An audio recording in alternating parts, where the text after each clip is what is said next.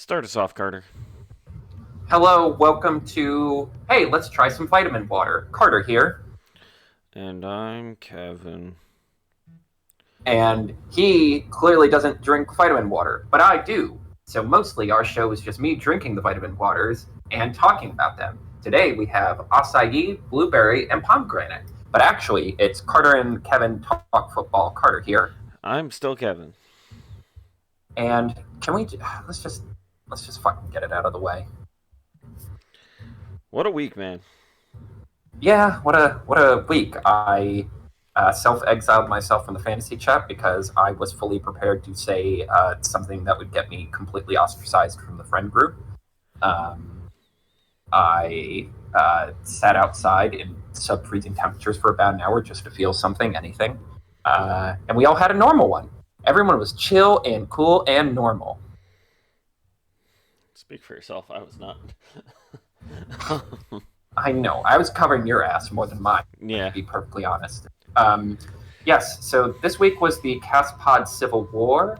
Yep. The first time in 4 years, the Buffalo Bills played the Philadelphia Eagles, and the final score was 37-34 in Uh, favor of the Philadelphia Eagles in overtime. there you go. I was gonna say, make sure you mention that overtime. I feel like that's a key All right. factor. Would you like to have the floor first? All right. I would like to start off with saying a couple of things. A couple of solid notes that I have prepared. Let me tap my papers to make it look like I'm giving a presentation. So first That's why off, it's one of the best. if you did not have a stake in that game, one hell of a game to watch. Truly, I will say, like for all of the Bills fans who are butthurt about that fumble, I will just say, or like the no call on that fumble, I'm like, Yeah. it would have really sucked if it was the refs overturning a call on the field that ended that game. I was Yeah, like, objectively, that's just a lame way for a game this good to end. that would have been a real bummer to end on. And like it would have been an extra bummer for a loss, but honestly, like I do as I much as I prioritize the Eagles winning, I Mm. still prioritize having a good game. And I said it around Super Bowl season. I'm upset the Eagles lost, but that was a great game to watch. I don't care like it was like well minus the ending where it was like on a, basically on a flag that the game ended. Um, that's kind of my guidelines is I want to like if you and it doesn't have to be like not a blowout to win for it to be a good game, but Mm. like ending on a ref call that makes it like and especially if it's like a vague ref call Yeah. where it could be It's just whatever was on the field, just commit to that yeah because otherwise you're deciding the game. yeah that's where I'm a little bit like you know Mm. but Eagles Bills great game to watch um talk about a hell of a way to get into overtime. Yes, I believe what was the final sequence of events? I'm pulling up the play-by-play now. It So was. it was probably the craziest field goal ever made. And Oh, yes. as a co-commissioner of the Field Goals Win Games Committee, very happy with it. Jake Yeah. Elliott from 59 yards, or I guess 60 if you want to talk about him backing up and shit, in the rain and wind. Like it was a rain game, which I also thoroughly enjoyed. It was What's funny is I knew they were going to tie the game up. It was classic Bills. Josh Allen gives you the lead, but we leave too much time on the clock, and our defense just turns into Swiss cheese. But even then, I was like, well, if it was ever not going to happen, surely a 60-yard field goal in the fucking rain, this would be the one time it doesn't happen, right? yeah, Wrong. no, just the most insane conditions for like for it pretty difficult to make field goal already. And you get all this crap and he just boots it through. Jake the hero, Jake the make. What a Might take the throne from Justin Tucker for most clutch kicker in the league right now. I think I think he's a lot closer in competition if he hasn't clearly earned it. Hmm. Um, and then like that's my favorite highlight of the game because that was just like that's one of those things where you can't blame the refs. You can't blame like some sort of scheming or sketchiness or anything like that. And it's like you just see this most insane kick from a guy who 5-ish years ago was dropped from the Bengals practice squad because he didn't win the spot. And just insanity. That's Oh, yeah, that's one of yes. those most like Frustrating to genuinely see. like good plays. Hmm. Yeah, I just there is a I think the Eagles have replaced the Chiefs in terms of like the inevitable team. Like in terms of like every few years, every couple of cycles, there is a team that just feels like an inevitable like not necessarily a buzzsaw, not like the 49ers have been where they just like will just fully mollywop teams. Like just inevitable where it's like the margin for error for them is so big. They can have a genuinely awful first half. Oh yeah, Like the score was 17-7, but 7. that was Yeah, with a missed field goal and a no call on a face mask. Like it should have easily been 24-7. It should have felt like the game was already over. And it but should have because you felt like have that. Yeah, more. I agree. but but because you have so many different ways you can make plays, because you have so many closers, truly the big difference between the Bills defense and the Eagles defense is having guys who like know how to close and Yes. having players who know how to close and have like a Yeah. certain level of Shout out to Reed professionalism. Blankenship for being that closer guy. Yes. Like again, of course Josh Allen threw an interception, so we get to like never mind. Even just something as little as like Jalen Carter, a rookie, just going full out, practically injuring himself to keep up with Josh Allen to force him to go out of That bounds. was Jordan Like, Davis. oh, Yeah. Jordan Davis, No, sorry. yeah, I don't want to Which yeah. is still insane because that man is also 330 Yeah. pounds. Yeah, let me get on that train a little bit because there was something about when the Eagles drafted Jordan Davis last year that I looked at him and I just went, I like this guy. I don't know what it is about him. I like his moxie. I like his grit. And when I was buying my first any sports jersey in a while, I was planning on buying either him or Jordan Malata, because apparently I like people Mm. named Jordan. And then I was like, wife, should I pick offense or defense? And she said defense. So I'm like, all right, Jordan Davis it is, with no hesitation. And I was gonna buy it last year, but I felt like I would jinx things, getting it too late in the season by the time funds were allocated enough for it. So I waited, and then it's just like, hey, the Kelly Greens are coming back, and I'm like, instantaneously, the second they released, I ordered a Jordan Davis Kelly Green jersey. The second they were Hmm. released, um, Right. and let me tell you, what an absolute dog! Like, if you want to talk about Right. unsung heroes on football teams, because like you got Jalen Carter, who's the hot rookie, but he's also making insane plays. He blocked a punt or blocked a field goal, and Yes.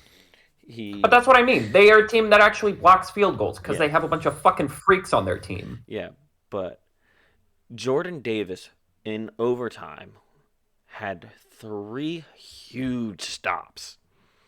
He stopped 2 runs very shortly, and Josh Allen, who's not a slow individual, he's a very good runner, Hmm. was forced out of bounds by this absolute wall of a human being. Like, what an insane performance. And then most offensive lines give him either their best person or 2 people to block him. That and he still is making ground. That's how good of a individual he is. Hmm. And then yeah, no, great performances by both defensive lines actually. Yes. I was gonna say, like, and again, Jalen Hurts. his stats going into the half were dire. The interception They're wasn't dog really shit. his fault. That was a deflection. Yeah, But he also that misread an option and ended up fumbling the ball. I think he yes. was like 2 for like 8 or 9, I He believe, was going into the half. he did real he was first half was not his half. That is a fact. I will say kind not taking away blame from Jalen Hurts, but pushing blame on someone else. Lane Johnson was out, and his backup Jack Driscoll is not a good player. Mhm. If you're playing like he's good, he's a great backup. But having him start, especially when you're playing such a heavily competitive team, it's not a Mhm. good time. Right. But like to the point of inevitability, it's like, yeah, they have all these things going wrong for them. It's pouring rain, which should make it impossible to come back. And yet Jalen Hurts ends up throwing 3 touchdowns, one which is this like dime to the back of the end zone. A Oh, classic Buffalo Bills safeties are just completely unprepared for any given game. I, yeah. that has to be at least the fifth time in the last 3 years they've given up like a 30-plus yard like end of the back of the end zone jump ball. You have between Jalen Carter and Jordan Davis, you have some huge freak of nature running his heart out. You have a kicker Yeah. who can actually make a 60-yarder in the pouring rain, and that's all before it's like, oh right, you also have the one most unstoppable play in the NFL that you didn't even need to use really. I think you used it like twice. Like It was very few times. right. And ultimately, that's the difference between these two teams. One has just talent on talent on talent, and also has like a level of mental maturity and composure in any crisis situation, I and the other doesn't really have that. I feel like though that last part is the biggest factor is the mental maturity and like composure Mm-hmm. because you can tell that some members, especially on the Bills defensive line, they were getting a little snippy. They were getting a little feisty towards the end. There Yeah, was it's should I just do my usual rant on the Buffalo Bills? nah, but I actually got some fun takes about them, uh, or I kind of want to hear some your things that takes happened. before I go off.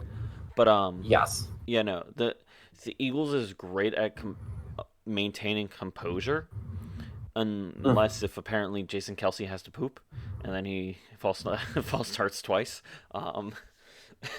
truly. which is Even hilarious. with that lucky break, we still couldn't get a lucky break.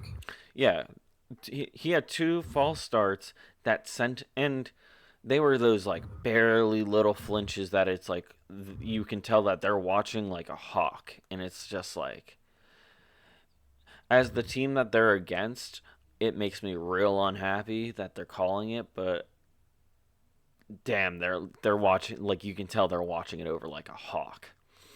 Mm, And that only just set up Jake Elliott for the best kick of his career easily. Um, mhm.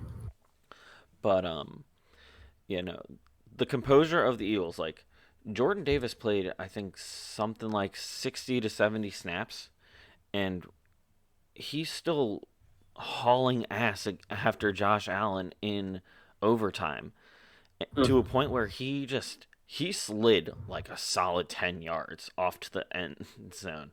And that is 330 plus pounds man, who I think Oh the wait. stat is reached 16 plus miles per hour in his run against Josh Allen.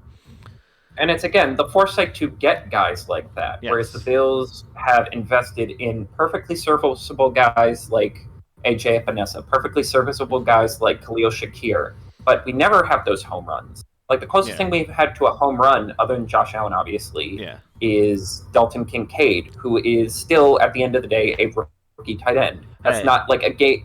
That's not the difference between a Super Bowl and not a Super Bowl. it's not the difference, but you can't sleep on him and making him a key characteristic because he played great too. Oh yeah. But I mean, at the end of the day, everyone on the Bills' offense, I think, played great. The problem is when you have a defensive head coach whose defenses are historically bad in important situations. yeah. That just seemed to like you thought Gannon was a bad defensive coordinator who just like let good quarterbacks run all over him. Imagine Well, if I still think Gannon that. had a disproportional amount of creative authority. Yes, well, fair. But imagine if he had absolute authority over your football team, guided personnel That's called decisions, the got to decide Arizona what the Cardinals. offense. Yes, and that's why they're 2-8, but they're a feisty 2-8. They are a feisty Um, 2-8. yeah, that's the problem the Bills have. Because at the end of the day, Nick Sirianni has the composure to be like, I'm going to trust Jalen Hurts to win us this game. I'm going to let him. Uh, I'm going to let him call the shots, and if we lose, well, then at least we went out swinging. Whereas we have 20 seconds left, one timeout. We could have had two, but you wasted one to ice the kicker. It Oh was a my god. 60-yard kick in the fucking rain. He's either going to make it or he isn't. Nothing you can do will change Yeah. that either What? way.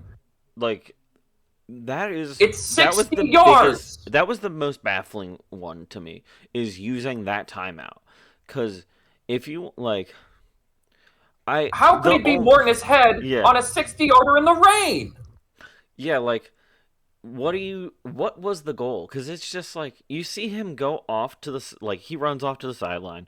He does like a practice kick, and then he kind of just like he like you can see him just his body language is just like yeah, and you got fucking you got people like Brandon Graham and just being like don't or no it was Devonte Smith who was like man if you had to bet on Jake Elliott and like if you didn't want to turn away for fear of him missing it you got to watch that every single time he literally said he's like basically he's not gonna miss watching Jake Elliott kick because that guy is just great and Yeah, it's like blowing a timeout I in that crazy situation that should have failed, what is the goal?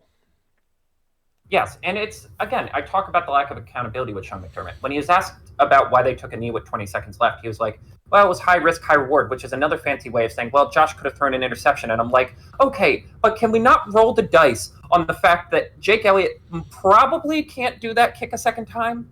Yeah, Like, probably can't, or they can't get in close enough range for him to do it again."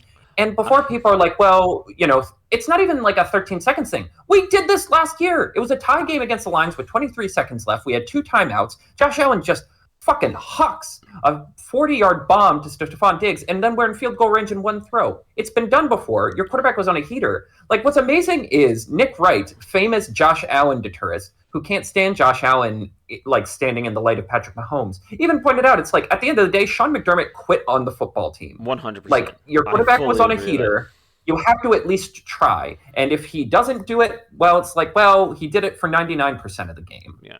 No, if the second that Josh Allen had somebody turn the correct direction, looking at you, Gabe Davis, away from one of the safeties or corners, gone. He had like he had that Josh Allen's good. He had that ability. But you put your faith in the other kicker missing more than your own player scoring is kind of like, you know what I mean? Exactly. But And it's just pathetic. It's just pathetic that like our offense can be this good and this like almost like truly two mistakes the entire day. One interception where Bradbury like read it perfectly, like yeah, just read the play before Josh could get the ball there, and a play where Gabe Davis and him weren't on the same page. Two mistakes shouldn't be the difference between winning and losing, but it is when you have this disproportional faith in your defense, or rather, you're like, well, if the defense blows it, that can at least cover my butt because the defense is hurt. yeah, and Just an unserious organization. A couple serious players, but an unserious organization. and like also something that happened, like I've seen online is people like since the game have talked about like whoever was guarding Gabe Davis shifted right after the play started to force him to go on an out route instead of an in route like Josh Allen was expecting. No, like that's like that's overthinking it for one side. The guy clearly turned the wrong way. Like Yeah, he Josh Allen it's tough who to blame on that, but I'm like, at the end of the honest day, if you see a huge swath of the middle of the field wide open, you should probably run that way first. yeah. And like I'm blaming Davis more than Allen because with where that was thrown, That if he rotated 180 degrees the other way, that would have been right in his hands. No doubt about that. The way that camera looked made it look like he was going to catch it. Yeah, Like, because it was so overhead, you're like, yeah, oh, what the fuck? I know you gotta it. It changed around a little bit. And then I got one last point to bring up about the game. Outside of it was just overall quality game, like I said. Actually, Yeah. that's like two last things. One, I saw this online a lot, and I fully agree with it. That was a that's a clearly playoff bound caliber playing that the Bills did, and they got screwed And we're going to over. miss the playoffs. Yeah, they got screwed over big time, and a borderline MVP performance from Josh Allen because he did great. But the bigger thing is, and this is the thing that really grinds my gears about things like this. Nick Sirianni had to chase down McDermott to shake his hand after the game. Mm-hmm. He didn't not no chase down is I feel like the wrong terminology. He had to hunt him down. Like He's a little weasel, that Sean McDermott. He's a little weasel. one But he got you to the playoffs, so magically he's cool. yeah, it's it's a game. These grown men are being paid millions of dollars to play a children's game. And that's one of the things that annoys me the most is when you don't cuz it's not like professional wrestling where if you lose you want to look like a bad guy, you want to look mean, and you want to you don't want to show short sportsmanship to continue the story and have things keep going and developing. At the end of the game is done. That's it. The odds of the Bills playing the Eagles again in the playoffs are technically 1 in 16. Technically, that's not including if everyone actually makes the playoffs or not. Because there's 16 teams in that conference, and Mm-hmm. so they're only one of them. That's the only option. And then it's just like, all right, you gotta at least show some form of humility as a head coach. Something. Yeah.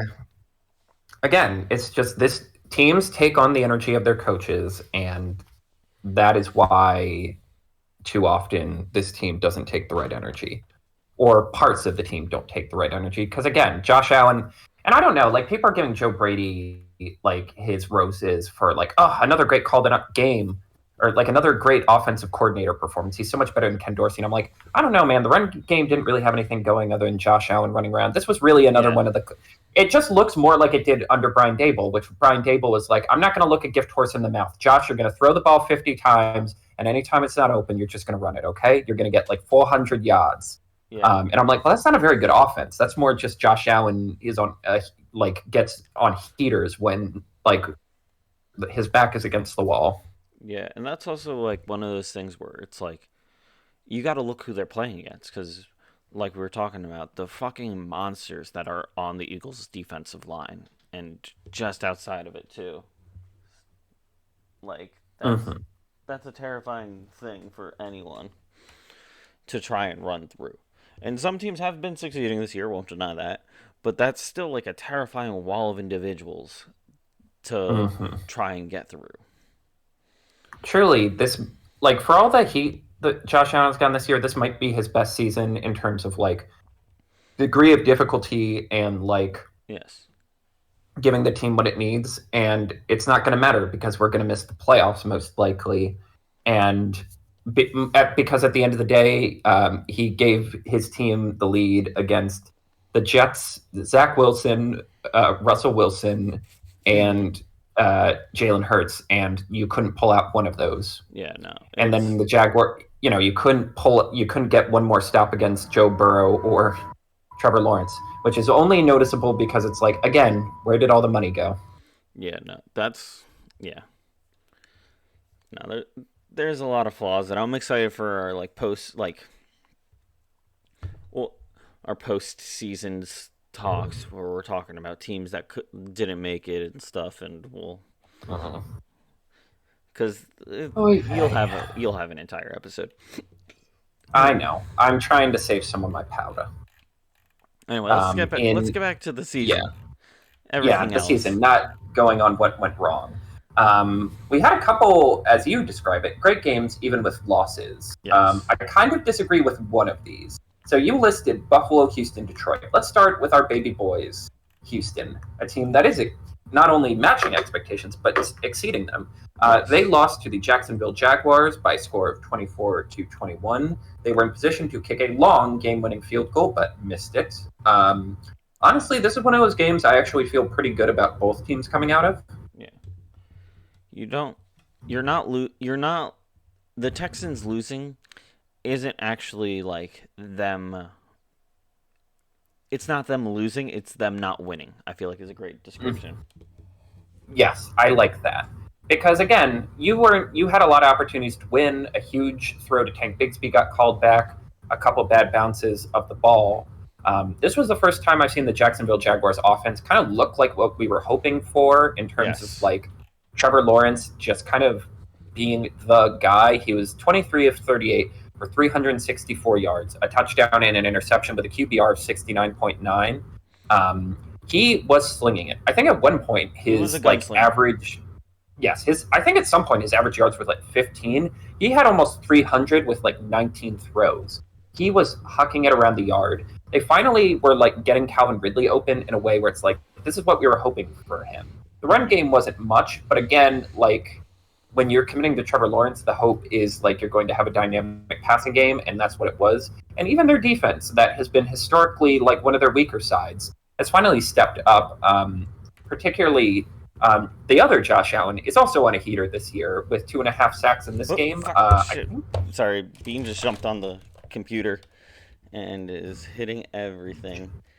she's obligated to talk about the cat team. Oh my god, what a menace! Oh, Well, it's a cat team. She has strong opinions. all right. Um, We didn't. meanwhile, All right, we didn't lose any recording. I did.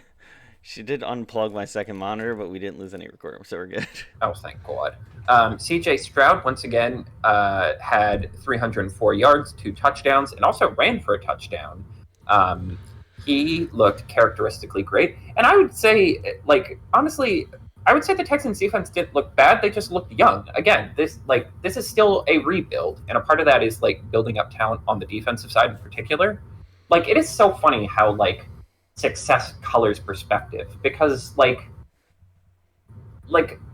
we're making excuses for Bryce Young. We're making excuses for like Mac Jones and being like, oh well, the weapons aren't there. The weapons aren't there. And I'm like, okay, but at the end of the day, are Devin Singletary, Nico Collins, as much as we like Nico Collins and Tank Dell, are they necessarily like top tier blue chip talent, or are they just in a system that highlights their strengths?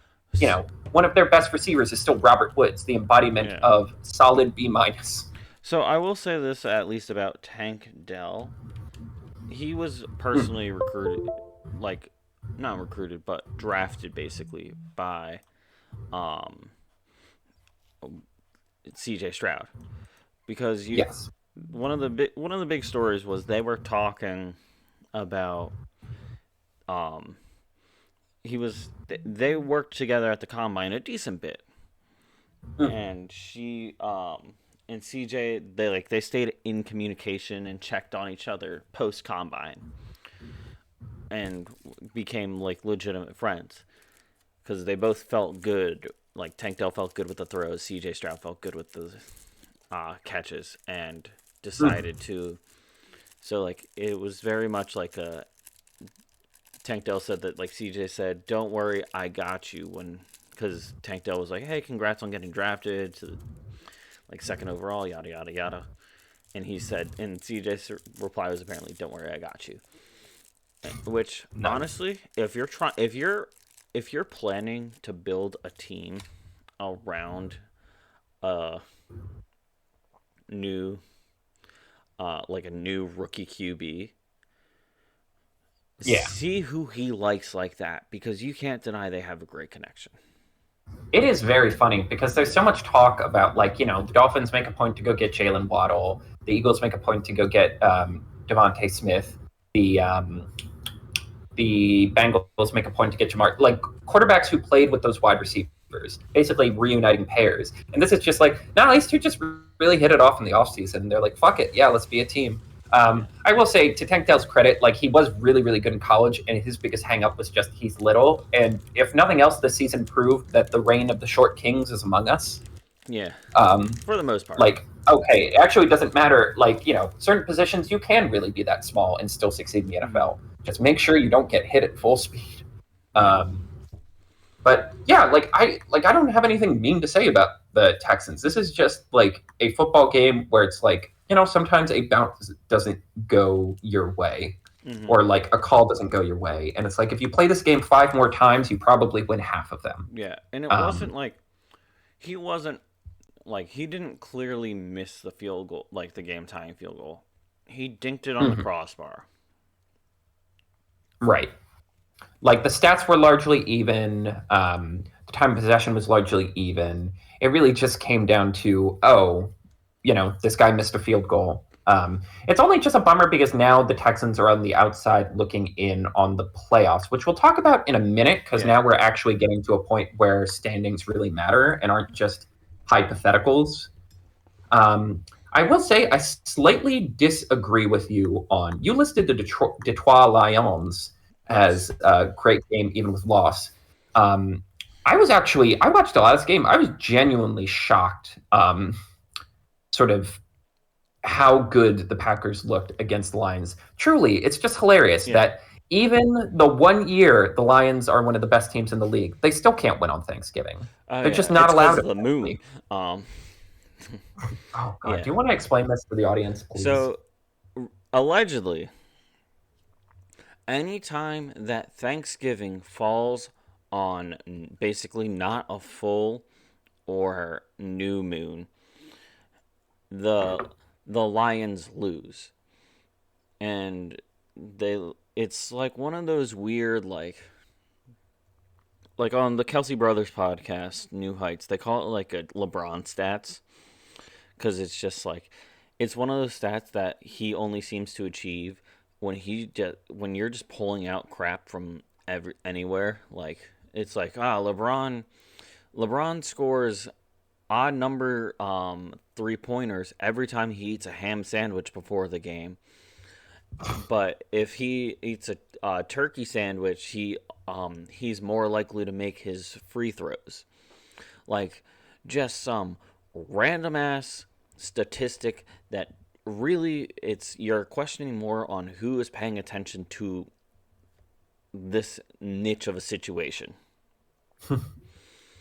Right.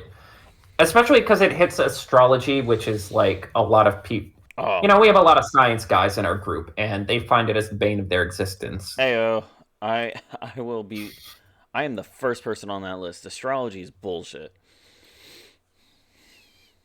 Well, no comment. No, I'm a full believer it's crap. But here's right. why I'm not I a put full the believer Lions. either way. But... Here's why I put the Lions on that the great game even with losses, because it was a pretty close game. First off, give me 1 second to give you the exact score. I don't want to lie. Yeah, it was 29-22 Packers. Yeah, I will say, like, it really was just the first quarter that was like a shocking. Like, the Packers scored on like basically 20 points in the first quarter, and just kind of turned it into like a horse race. And the Lions, the Lions just were never able to catch up. It really just came down to, like, they scored touchdowns on their first 2 drives, and then there was a fumble return for a touchdown, and it just became a hole too big to get out of. Yeah.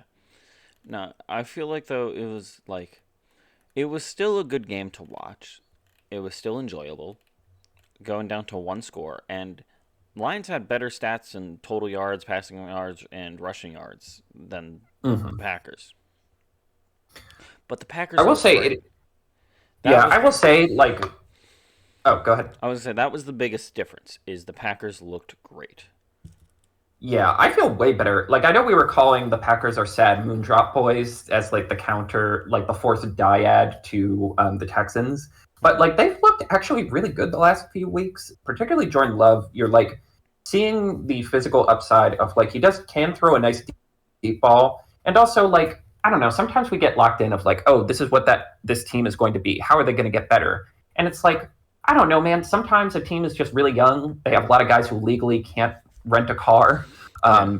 And like as you grow older and get chemistry with people, you get better. And that feels like the team's surging at just the right time. They might actually make the playoffs, depending on how they play against the Vikings. Yeah. A big takeaway for me is this is another game where the Lions defense really struggled. They struggled And hard. now it's sort of becoming a pattern now, and that's really concerning for their playoff chances because if you want to get far in the playoffs, you're going to have to go through either Philadelphia or San Francisco, possibly both, depending on how the seeding goes. And I'm like, do you have enough on offense to win a shootout? And their offense is good, but is it win a horse race good? Yes. Also, I feel like another interesting fact about that game to point out when you're talking about a young team and stuff, Mm-hmm. not a single person scored more than once. Really? Yeah, That's so interesting.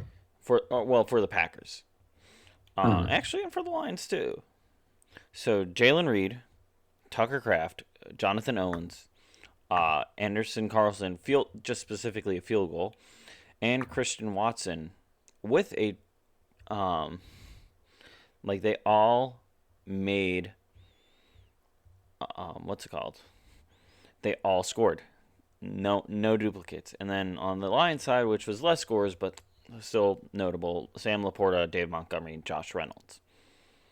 I mean, they do have good skill position players. It's just is Can Jared they Goff bring it home? capable of locking in for the playoffs? Yeah.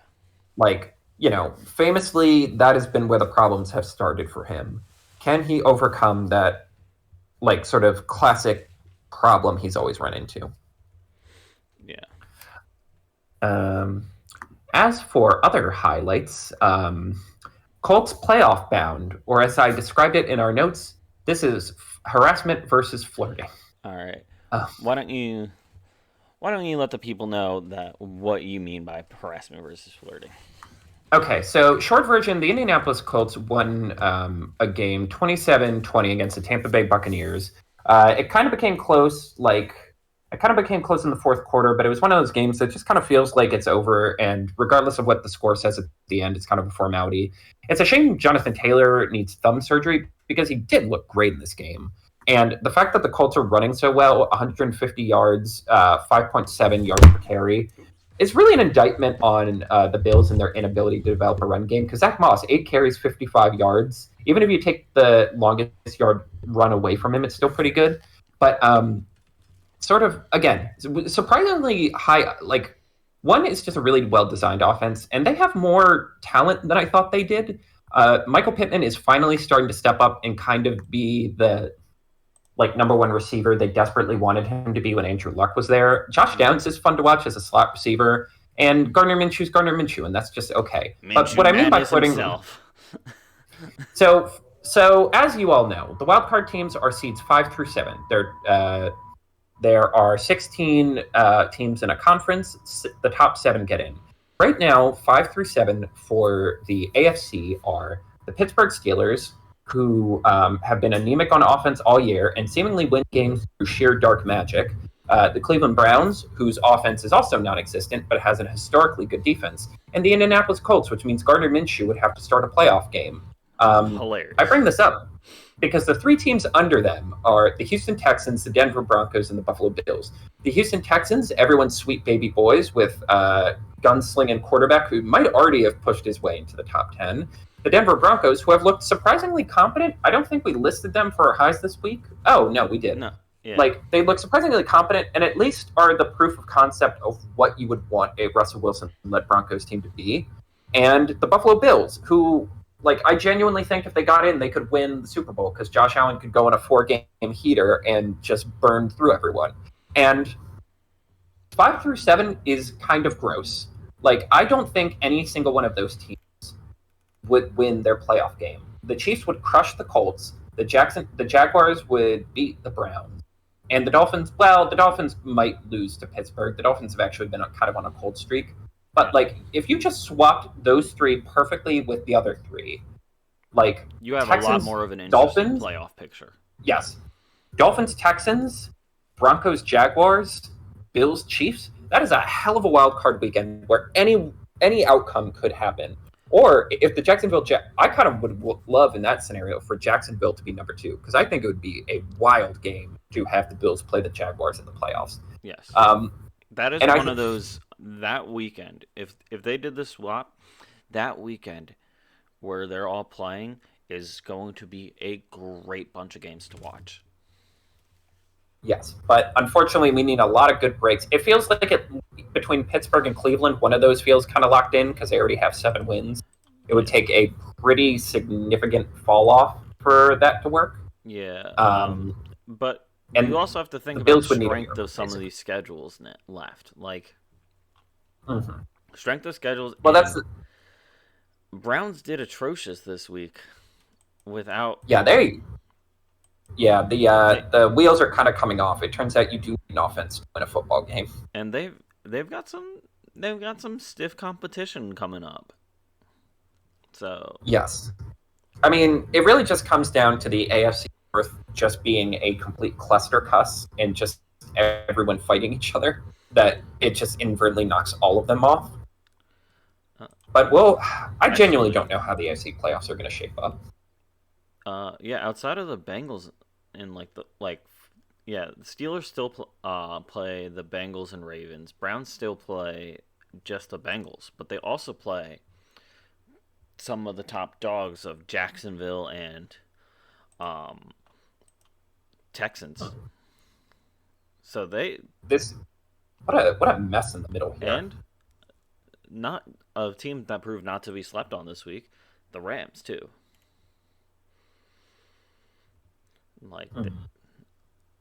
If they don't really have an offense, true. How well will Aaron Donald? God, there's too many similar sounding names. Can't sleep on him being one of the best people up front. And if you don't have somebody competent in your quarterback spot or on your front line, dude's gonna have a field day. Oh yeah. I don't know. I just hope at least between the Broncos, Bills, and Texans, at least one of them get in. Like I said, I really don't want the Browns in the playoffs for I feel reasons that would be obvious. It kind of would be nice to give Gardner Minshew one playoff game. You know, the man has grinded in this league. He's paid his dues. He's lived. It's not the worst thing in the world, but it's a much less fun scenario than it would have been if it was Anthony Richardson. But I digress. I think I would say out of all the teams that are close, I feel like the one I want the most is obviously our sweet baby boy, the Houston Texans, because yes, what a turnaround that would be from Lovie Smith energy to just blowing it until the last game of the season where he makes somebody else worse to leading a charge for in the playoffs. And honestly, truly a franchise-altering success. I don't think that he would get offensive rookie of the year because he would be more of a candidate for MVP.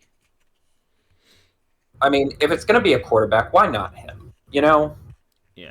Do we really have to talk ourselves into Dak Prescott when we have a perfectly good CJ Stroud right here?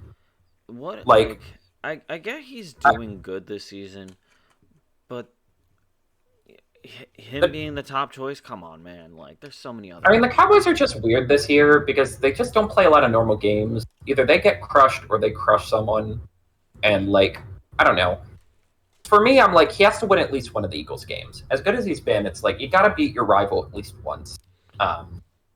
And also, I'm it's people are talking Dak, people are talking Hurts, and I'm I guess I kind of respect it as an apology for not giving it to Hurts last year because he missed games, but I'm still I don't know. He felt a little better last year? He did better last year, but he should have gotten it last year. I don't know. Again, I just like why not a non-quarterback? Wouldn't that be nice? If not CJ, it'd Did be we cool to give it not? to a rookie. Did we not? I mean, yeah, a rookie QB getting MVP was be kind of wild. And the It would further be kind of CJ rad. Stroud goes, the odd him he's betting on himself and he's getting more odds with that. But if we want to talk about like giving it to non-players, what like Jake Elliott's fucking kick, that is a Hall of Fame quality kick if you ask me. What would it take for a kicker to get the MVP? If it was God, you would have to shatter the points record. if it was for me, like if I was in charge of that committee of determining that, that kick alone would have been like done. I mean, to be fair, you could make an argument Ray Guy could have won it once or twice in his career. True. Like, because he would, like, motherfucker was drafted in the first round. He was so talented at the position of kicking.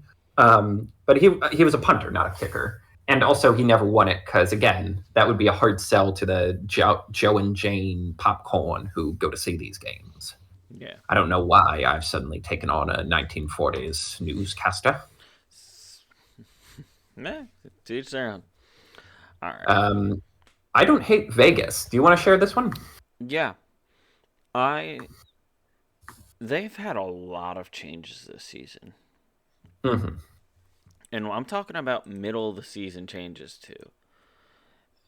Completely new coaching staff, basically, or not completely new coaching staff, completely like promoted coaching staff, basically slash interim staff. Um, Jimmy G's out forever. I don't know. Yeah, I don't know what his, they need to figure out a way to get out of that contract. I'll tell you that. yeah, I don't know what his status is gonna be, but I feel like he's reaching that point where your injuries are just catching up to like they're not catching up to you, but it's like the more you get hurt and the more you sit down, you're not gonna last much longer than I really wanted you to can. believe in him, but yeah, it's like at some point you just reach a, especially for quarterbacks, because it's like after you reach a certain point of injuries, you just become risk adverse to a level that makes it difficult to play quarterback. Yeah, Where and it's like, I mean, that's what Derek Carr's problem's been the yeah, entire time. Where it's just like I feel like he every other will game like I'm end seeing a the play. notification: Derek Carr in the injury tent, Derek Carr in the injury Mhm. tent, and it's just like And you're like, I kind of see why you throw it into the ground so often. yeah, and you all it's just one of those situations where it's like that gets so rough, and then since quarterback is such a prestige position, Hmm. the second you slack is the second you're done because there's only 32 starting quarterbacks, Yeah. and everyone wants Well, I the mean, next. I feel like the generation of quarterbacks that we had growing up set a standard of like Tom mhm. Brady, the Manning brothers, Big Ben. Even if you want to go into like things like McNabb and Philip Rivers too, where it's just like There's some good. there was a Well, bar to that. set. Oh yeah. Well, to that point, like someone made a comment. Tom Brady was competitive division in the NFL for so long. And I really did feel like at some point the Jets, Bills, and Dolphins just at least stopped swinging for the fences with their quarterback picks because it's like, well, what's the point? We're still going to be in second and banana. Yeah, And the minute he's out of the division, it's just a scramble. Like, okay, that's when Josh Allen is at his peak. That's when the Dolphins are going for Tua. That's when the Jets, well, but like, yeah. yeah, no, that's And pretty also much to what your point of happened. like, yeah, and also like the sort of like quarterbacks need to rev up thing. I mean, that's the whole discussion with Deshaun Watson now. It's going to be 4 years since you played serious quarterback in the NFL. You can't just turn that on again. You're probably Yeah, not getting back to that. he has like what I think I said it last week. He hasn't played a full like on the Browns. He hasn't played a full season's worth of games yet Not. Yep. over the course of Yeah. a couple of years, and you have once again the freaking Houston Texans made out like bandits because of it. Um, Truly a fox level of thievery. yeah, Um. like some seasons with Davis Mills behind the chair just set them up like they were playing Right. Davis Mills very better get a Ripley step brand. too. Um. That's gonna, you know what? That's our new like sort of crusade. We're getting Davis Mills a statue, for it is his special brand of weird mediocrity that brought the Houston Texans to the promised land of being a good franchise. Oh wait, we were talking about the Raiders. Yeah, Yes, so the Raiders lost 17-31, but it was a feisty 17 it to was a 31. very They, feisty. I think it would have been better if they weren't playing the Chiefs. yes. Oh yeah. If honestly, if it was one tier lower than the Chiefs, they absolutely win this game. They just threw a bunch of haymakers to start the game, got a 14-point lead, and then Yeah, unfortunately the Chiefs offense just woke up. yeah. But I don't, with all their changes and all their edits and stuff, and I feel like they've gone back to the basics, and now they're just playing football again, and Yes. it's like because they're the last handful of games since all their stuff happened. Like they held the Dolphins to 20 points. Yeah, You that was go a back, it's yeah. all competitive games now. You go back earlier in the season, they're losing 38-10. They're 23-18. Like it's like the freaking Patriots are holding their own against them. They lost 30-12 against the Bears. Like I think something that's stopping them from having a Cinderella story is just they have a real rough end of schedule, Hmm. and that sucks for them. But I Yeah, don't honestly, I don't hate what they're becoming. yeah, it is kind of a frustrating place for them to be as a franchise because, like, objectively, they do have a lot of talent. Like, Josh Jacobs still has like gas in the tank. He's somehow like, I don't know, he's found a second win these last few years where he is one of the best running backs in the league. Like, you spent all this on Devonte Adams, so I assume you're going to keep him. Hunter Renfrow is grossly underrated as a slot Hmm. receiver. And like Jacoby Myers wasn't very good on the Patriots, but if he's your third receiver, again, that's the problem with so many of like the Patriots wide receivers is like they were miscast where they were expected to be a number one when they're simply not. But as a number three wide receiver, he's able to like flourish and just like cruise. Yeah, And but at the same time, there's still a lot of holes on this team. Like their offensive line still kind of stinks. Outside of Mason Crosby, they don't really have any like closers or like definitive playmakers on defense. And as feisty as Aiden O'Connell is, like I haven't seen enough yet to be like, yeah, this guy. This is I like he he doesn't might be in have the that. Davis Mills zone where you ride with him because he's competent until you can come up with a better plan. But Yeah, like he's not necessarily the answer. And the no, problem is, how much of this are you selling to start a rebuild? Because it's like, well, once we lose these parts, like I don't know, it's hard to give up on talent. Once you have yeah. talent in the building, it's just really hard to justify moving off of it, even if it would theoretically benefit your team in the longer term. They are they're in that weird spot right now with everything that's happened where they are perfectly positioned for a full rebuild. However, I feel like they have too much long form talent. And I'm not talking about like guys that are just good. I'm talking about like your stars to Right. fully succeed on a rebuild. Um I almost wonder if, like, as silly as this sounds, I almost wonder if they're in the Rams position of like, you just sell out to get one of the best quarterbacks in the league and full on embrace like the stars and scrubs thing of like, okay, our offensive line isn't very good and our defense, like, just get one more big guy on, like, literally do what the Rams do, where it's like you have one great D lineman, one great linebacker, one great cornerback, a couple good wide receivers, a great quarterback, and a good running back and literally just be a super top heavy team and go for broke for like 2 years and then just face the consequences later. yeah. Because I'm like, the alternative is like a 2 to 3 year rebuild. And I'm like, is that really appealing when you have this much talent? Like, I get how they talked themselves into bringing in, like, oh my God, McDaniels, because it's like, he was promising long term, he was promising winning right away. And clearly that didn't happen. But like, with a better coach, maybe it could. Yeah. Um yeah, no, it's I feel like yeah, they're just in that weird spot where they can go either way and they're in they're kind of in that AFC or yeah, the AFC East with Tom Brady in it where it's like they're in the same division as Patrick Mahomes and Travis Kelsey. Do you want to put all of your eggs into the basket to make your make yourselves real good for one season, like the next season, or do you want to just kind of wait it, like take it slower so once they start to fall, you can build yourself a dynasty. That's a good point because it's like, yeah, you could go for broke and try to win, but you'll still run into Patrick Mahomes. So maybe it is worth it. But Patrick Mahomes is so young. That's the challenge. You're like, well, Yeah. it's not like he's going away. He doesn't necessarily like he has like a lot of like nagging foot injuries, but they never seem to stop him that much. Yeah. Like, and he doesn't play a sort of like risk averse style of football that'll get him hit a lot. I don't know. It's a really weird spot to be in, but at least they're Yeah. entertaining. Oh yeah, no, they're at least they're given almost Field of Dreams vibes. Like if if that makes sense to you. Oh God, my dad's in the corn. Yeah. All right. Let's get into some other guys here. Broncos and Rams came to play. Oh yes. So the Broncos, who have kind of the little engine who could for me. I don't know. I feel like, and we're super guilty of it. I feel like everyone got a little too mean about Russell Wilson. I mean, We're by all super accounts, guilty he of it.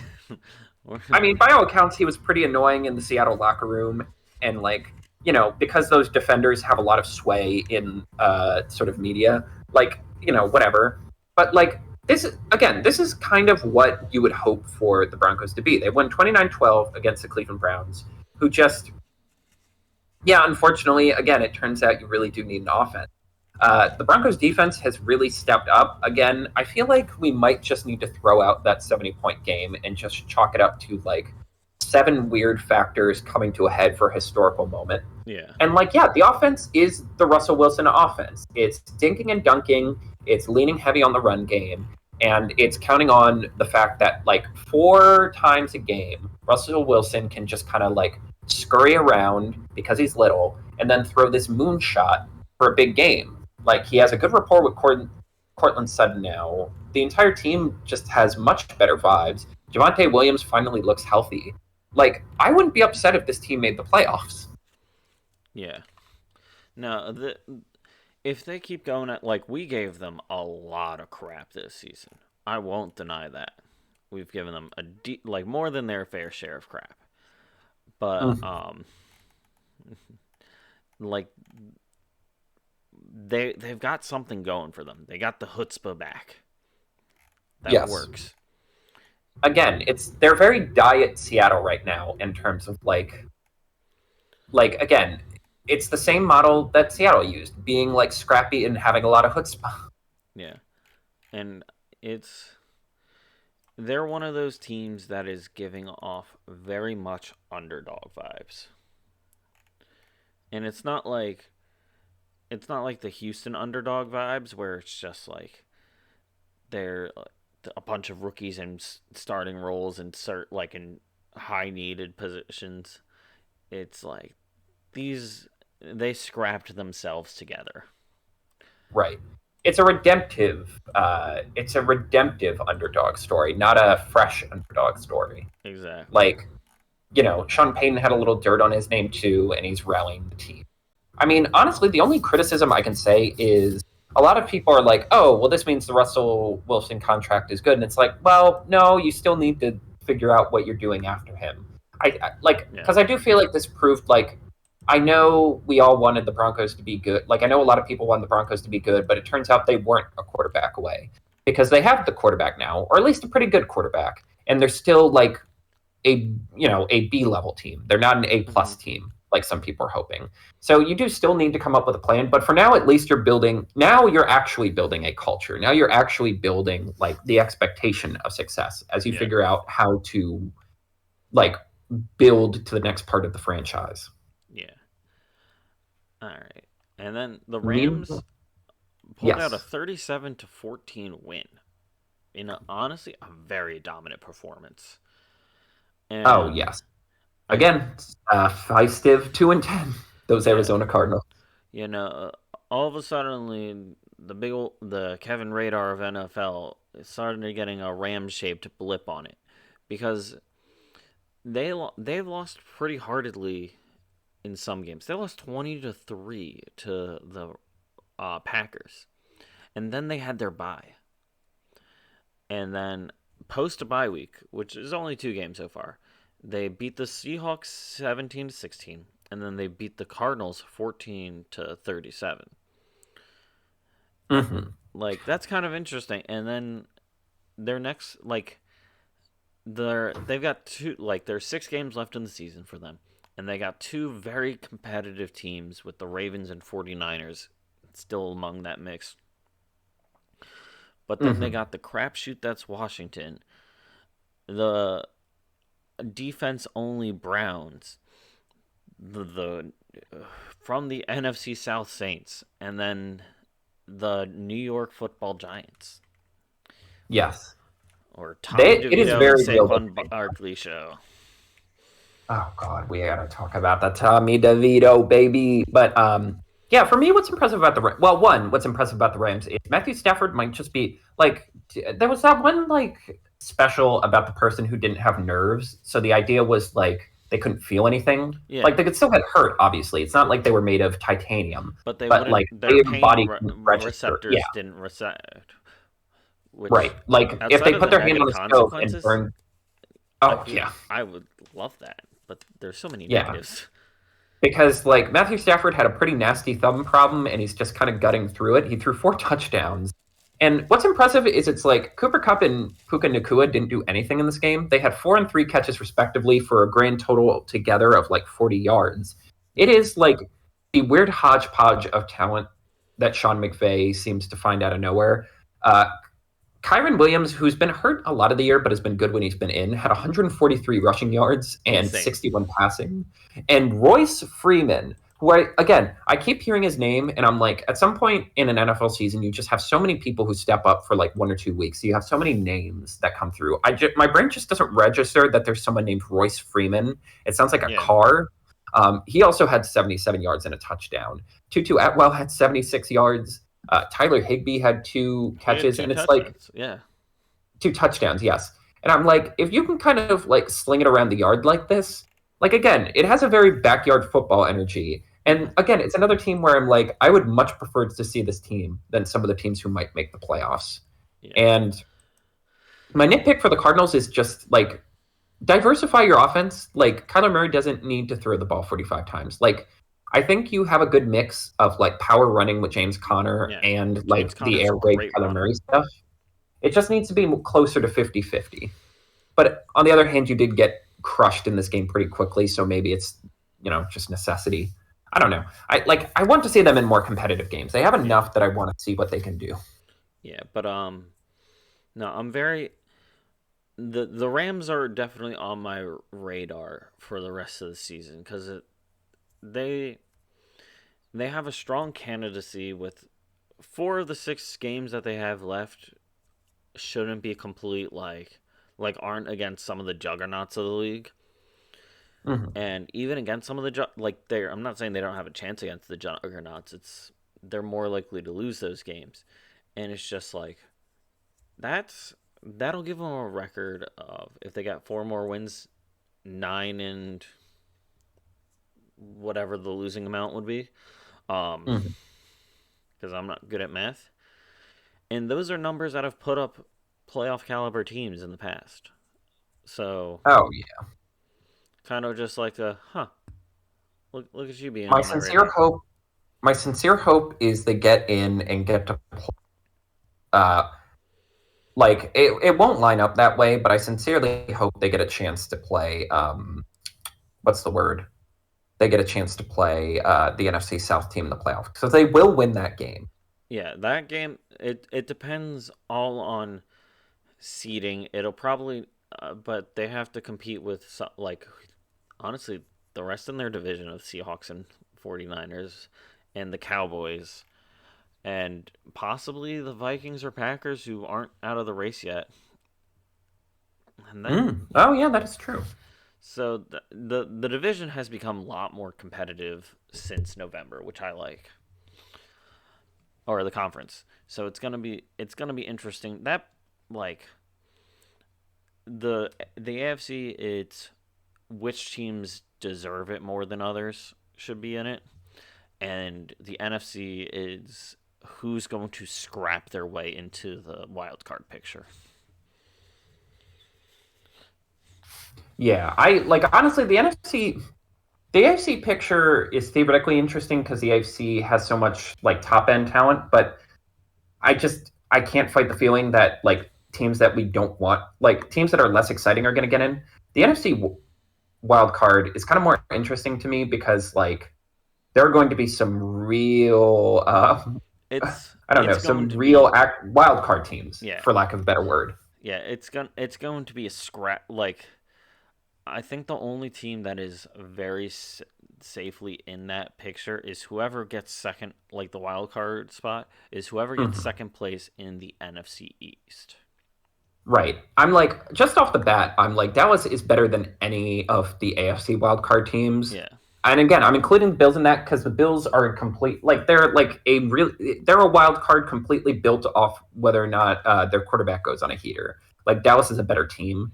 And then it's like, what a weird collection of like Seattle, Minnesota, Green Bay, LA, New Orleans. I'm like, I don't know if those teams are better than the Texans or Broncos or Colts or Browns or but Steelers, but they're certainly interesting. they're gonna scrap their way in, and if any of them wins in a game that is not to the NFC South, the people who Mhm. of that winning team are going to celebrate like they'll be like, we might not be in the Super Bowl, but wow, that was our season right there.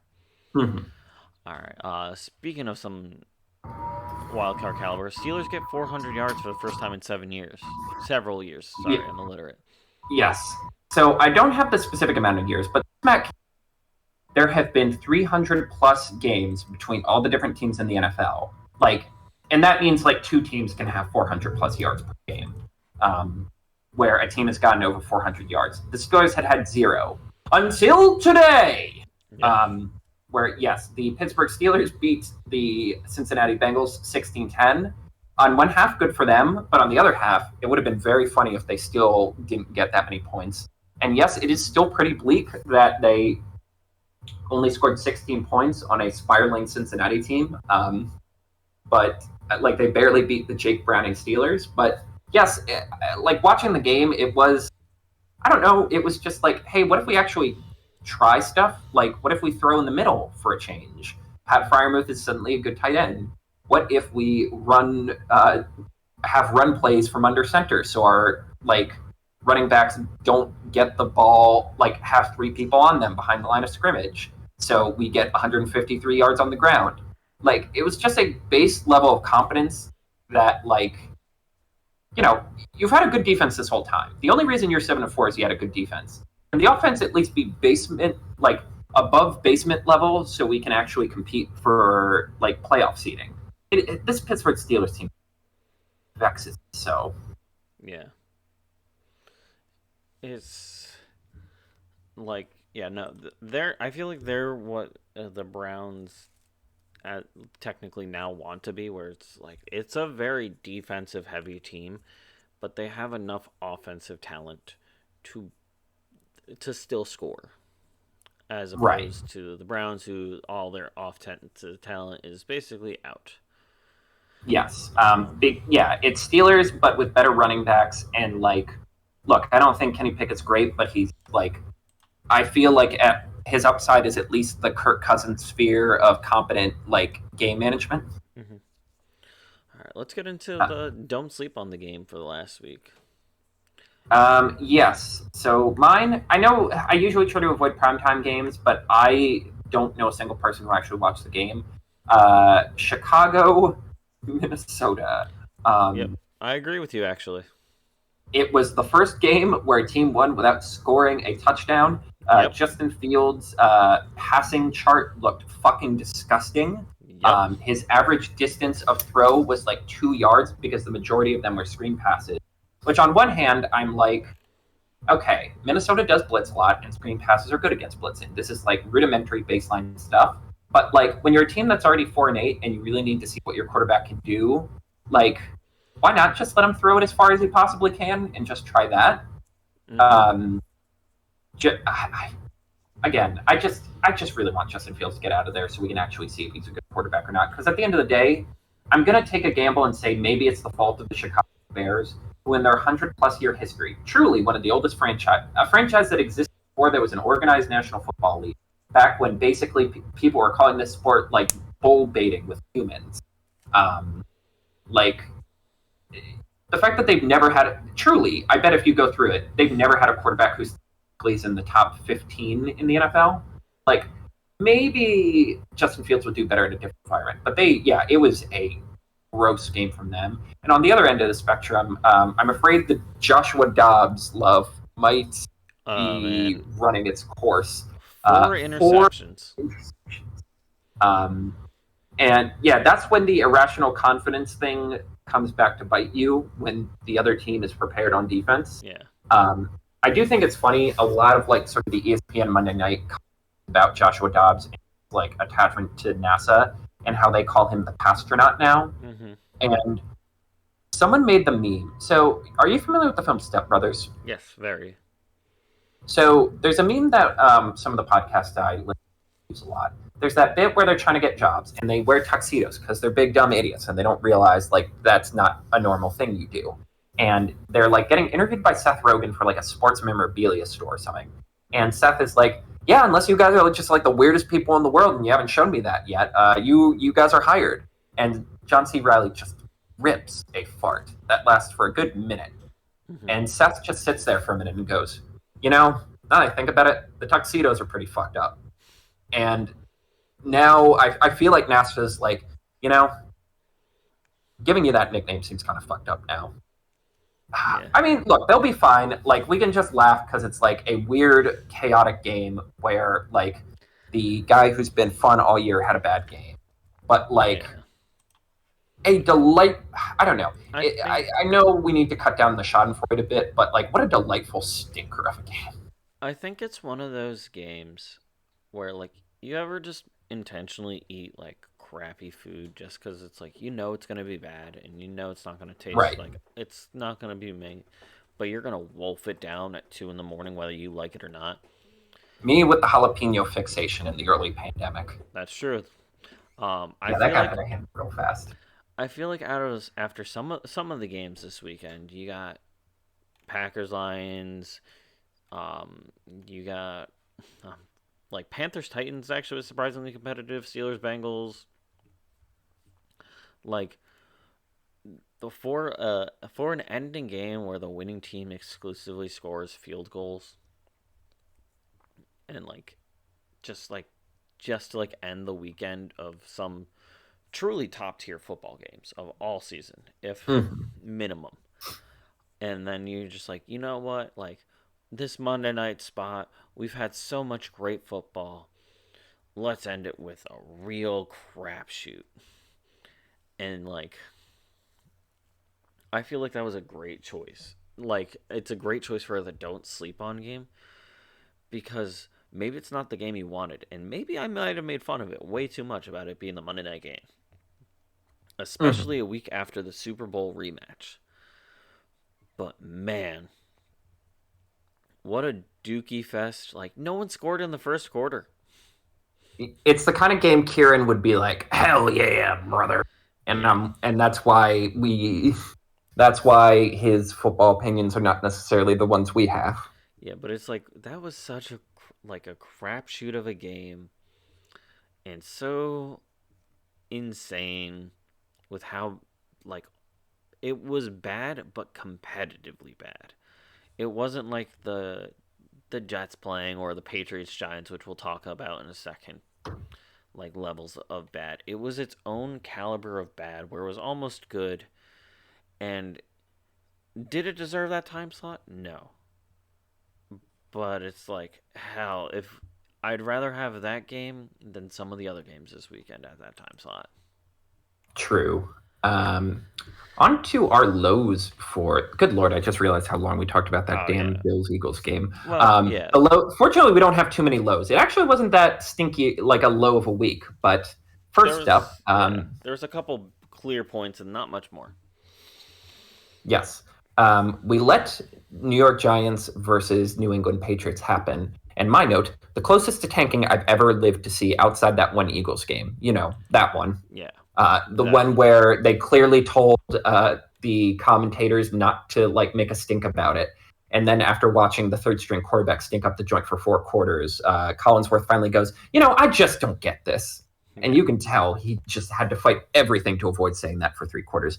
Anywho, so Giants beat the Patriots 10-7, knocking them down to, I believe, 6 in the draft position. Truly, some New York Giants fans I know are just beside themselves that Tommy DeVito is going to play them out of a good quarterback or Marvin and Harrison Jr. They jumped up into not the last place of the division from that game. That's so fucking nuts, man. Yeah, but it's so funny. They're gonna Zach Wilson themselves with Tommy DeVito. Yeah. It's one thing if Tyrod was. He's actually like competent. But Tommy DeVito, guy who another one of those guys. I'm like, that's not a real. That's a Madden character. You made that up. No. Yeah, no. That's he definitely seems like he has a fake name. All right, so here, let me get into some stats for you about this game. Oh, and why it's here. And I'll talk about the ending because the ending was just true magic. There was only 3 scores the entire game. And none of them happened in the same quarter. Giants scored in the second quarter, so once again, a scoreless first quarter. Patriots scored in the third quarter, and then a field goal was scored in the fourth by the Giants. That was the only scores in the game. You didn't even get to see either team make a second touchdown. All right, and here's some, crazy stats. Total yards combined is just over 500 yards. It's, I think, 503 if I did my math correctly. The Jacksonville Jaguars scored 445 alone. The Houston Texans scored an additional 352. That's pretty much, that's not exactly double, but that's significantly more than them.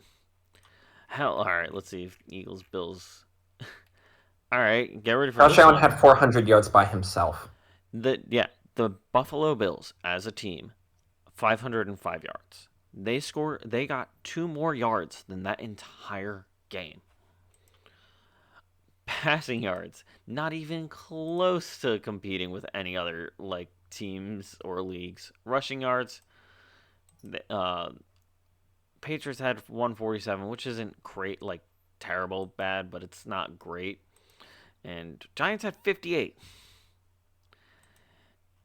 What a stinker of a game. We let this happen. People honestly, for all of our some sickos actually went to this game. Some sick, unwell people who probably shouldn't be trusted around matches or pets. They paid their money. Well, it probably didn't cost that much to see this. No. Certain levels of scams you should be punished for and not get compensated financially. There's enough, the timeshares. There's enough information about timeshares suckered into one. I'm not protecting you on that. But for all of we feel bad for Saquon Barkley. I feel bad for Ramondre Stevenson. That guy's a baller. He's really good. He is basically the only offensive Patriots player who woke up, which is why I feel like they stopped running the ball, because they could have just given him 30 carries and gotten this win, but instead they're like, oh, no. This is, like I said, this is as close to tanking as I've ever seen a football game. Mac Jones just... he would have had this is an actual stat, he would have had a higher QBR if he had literally thrown all 21 passes he attempted into the ground. He would have had a higher quarterback rating than he had. Yep. He, on 12 throws, 89 yards, 2 picks. Gets benched for Bailey Zappi. Everyone's like, oh, right, Bailey Zappi isn't good either. He throws another pick. And yet, the part I want to talk about is their final drive. Basically, it truly was both teams for the end of the game just going back and forth of please just take the win. Please just take the win. You win the football game. Yeah. No, you win. The Patriots start, exactly. The Patriots start at the 50-yard line with about 3 minutes left. That is a truly easy to win situation. Ramondre Stevenson gets you a couple yards. They managed to get to the Giants 39 with 2 minutes left. Truly, again, enough time with 2 timeouts that they could easily like go for the touchdown. But instead, they run the ball 3 times. They do an end around. They run the ball, call a timeout, try a 35-yard field goal. They're literally playing for overtime, is my saying. Yeah. And the field goal's no good. Truly, one of the biggest, like, it's as close to tanking outright as you possibly can get, where it's like, there is no excuse that with the amount of time you had left that you couldn't get the touchdown and just win the game. Yeah, there was so much And instead tanking. you tried to kick the longest field goal you could. Yeah, there was so much tanking that CJ Stroud is trying to throw to it. That's how bad it was. Yes. And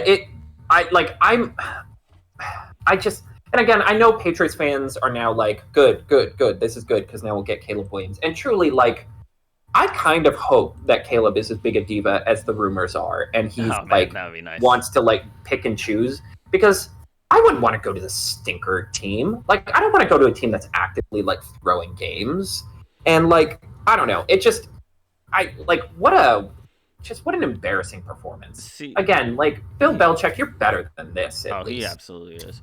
But here's the thing: you look at the Texans, like we talked about earlier, where they clearly are building their team around CJ Stroud, and it has taken less than a full season, to be clearly paying off. So, technically speaking, the potential is there. It's just a matter of, do they get the right guy? Because I feel like also, just based off of what you've got for mentality-wise from Caleb Williams, and what we've seen and heard about him, where he's considering, if he doesn't like the early draft picks, not applying for the draft or declaring for the draft. And then you see people and I know obviously the stories are going to skew in both directions, and it's not going to be it's not definitive factors of who they are as individuals, but you see a lot more of feel good stories about CJ Stroud, getting somebody he made friends with drafted pretty early on too, and it's clearly paying off, inviting the team over for team dinners pretty much weekly. It's and Caleb Williams is being pretty much a diva about it. And it's I know. Yeah, I'm trying to save most of my opinion. We do stuff, but we'll see. Yeah, I feel like though that's one of those things where it's just it's is he the person you want to build the team around? I mean, not for the Patriots at least, because they don't have a winning culture. They haven't for a while, and I'm like, I believe the year was 2018 when Tom Brady left. Yeah, and even that year, they were limping into the playoffs. Their last playoff game with him was embarrassing. They lost to the Titans. Mike Vrabel punked Bill Belichick on national TV. Yeah. But that's all we have to say about that disgusting thing. Yeah, speaking of other disgusting things. Yeah, here's the thing. A lot of games were just fine this week, were great, but the handful of stinkers were absolutely putrid. They were stinkers. Tim Boyle happened. Yep, he happened. And Aaron Rodgers is apparently against sunscreen. That checks out too. For the first Black Friday game, you build it early for Aaron Rodgers fighting for possibly a division spot at the time. Checks out. Makes sense. Love it. Again, everything looks good in August when you map these out. Well, you actually mapped out in May, but yeah, that's beside the point. But Tim Boyle, going down such a crapshoot that Tim Boyle is your starting quarterback. Truly, a man who has never played good football since college. No. There's never been a sign that this man could be a starting NFL quarterback. Including college. He's never... Yes. He's one of those people you look at his stats and you go, how the hell are you in this league? Because the Green Bay Packers drafted him in 2019 and Aaron Rodgers likes him. Truly, I think he only likes him because he didn't like Jordan Love. It was a passive-aggressive thing. Yeah. And then this game ended up I didn't watch much of it because I was working Black Friday, but this game was just putting the entire weight of the game on the Jets defense, in my opinion. Oh yeah, like they actually played well. That's the sad part. Like they, you know, You they can held the only do Dolphins to so 10 much. points in the second half. They Yeah. get two interceptions.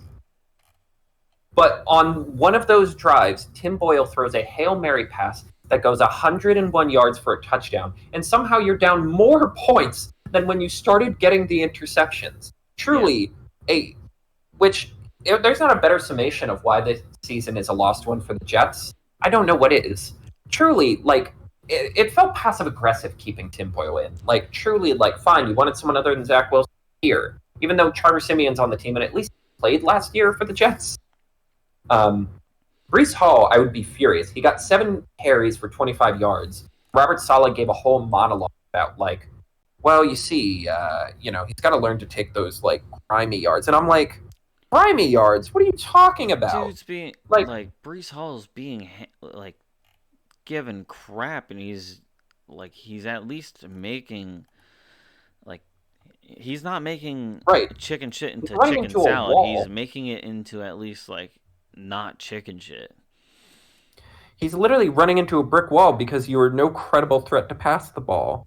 And I just, again, I'm glad they have so many primetime games to fully underline how unserious an organization the Jets are. Like, I don't Yes. even think the Dolphins played that well this game, but at least you're like, this is how you build you built a competent franchise here. I do think they're going to have some trouble in the playoffs. It feels like they're slowing down a little bit, but at the same Yes. time, it's like, no, the amount of talent they have on this team is actually impressive, even though we all conveniently forget they got basically lost a first round pick for tampering and Tampering, yeah. allegedly tanking.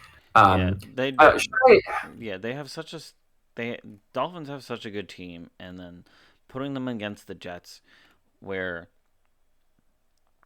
if Greg the Leg made the kick, the defense would have scored as much as the offense. should I explain the Aaron Rodgers thing? I'll give you 30 seconds just because it's kind of All right, funny and we're so going long. yeah. So recently, someone was skimming through liked an alleged mother being like, so one day my kid asked me why we don't use sunscreen, and I said because because corporations want us to think the sun is bad for us, so we don't wear sunscreen.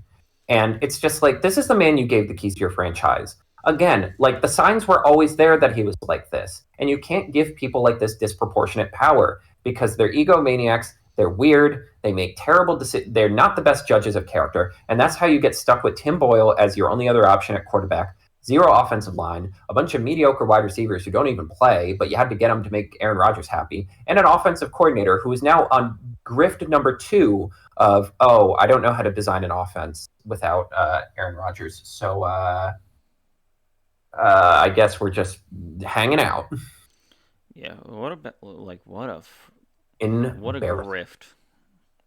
Truly. Like, again, I love that like the Dolphins were so mad about what Sean Payton said about Nathaniel Hackett that they dropped 70. It's like this man deserves every criticism he gets. Yeah, He's not good. no, but Um, man, it's also just one of those things where it's just like I feel so bad for their quality players, and if like Sauce Gardner for example, it's like I would happily have him on my team and treat him like a king. Um, right.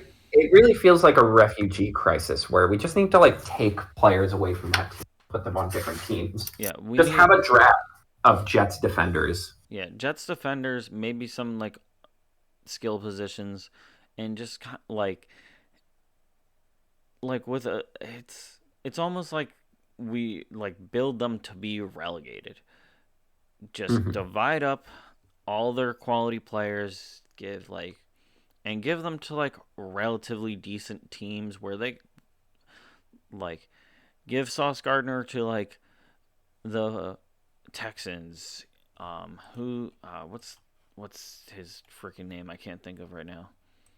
Who's the other like really good defender on the Jets? I'm blanking right now. I'm gonna look.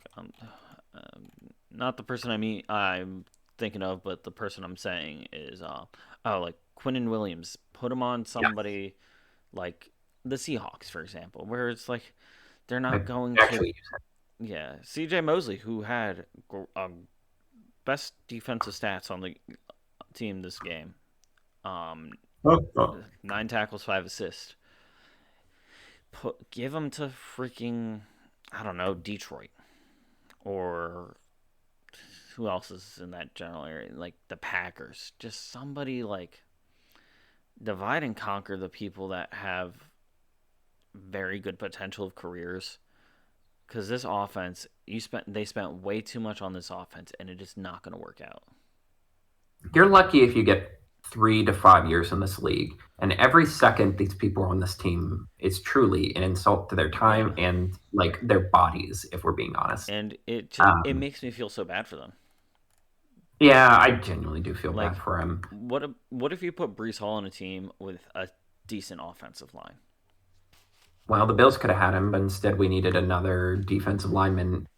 Isn't good enough to justify drafting him at that point. Yeah, but it's like, think about that. Like, just send Brees Hall to the Bills, and like all these players are like they're clearly the best on the Jets, but I don't want to say that they're like and they're like local stars, but I don't want to say they're NFL stars because they're stuck on the Jets. You Mm. put them, you send them to other like remotely decent teams, like teams that aren't in that bottom 10 teams.